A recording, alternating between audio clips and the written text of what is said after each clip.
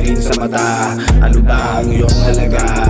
Di sapat ang pagtataka kung may babala.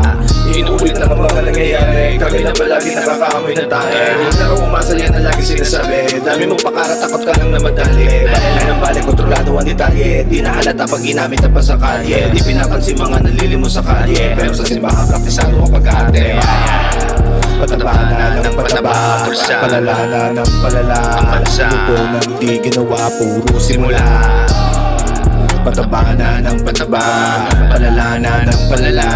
Umupo ng di ginawa, puro simula. Trapo, kilala mabangong nilalang.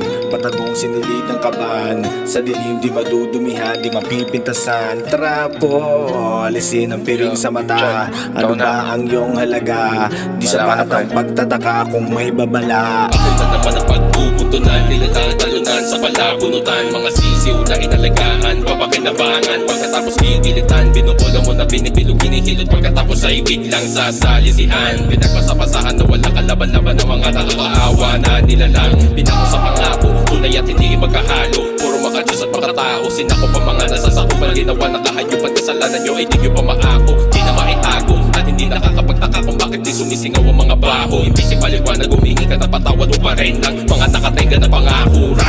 Puro sabay, kasalanan bang gawin na pantay? Ang sumalungat ay matatangay, paglutang malamig na bangkay. Nakapiring ang mga mata, nakagapos magkabila ang kamay. Isang paa ay nasa hukay, ang isa ay masama ang lagay. Trapo, kilalang mabangong nilalang. Patagong sinilid ng kaban. Sa dilim di madudumihan, di mapipintasan. Trapo, alisin ang piring sa mata.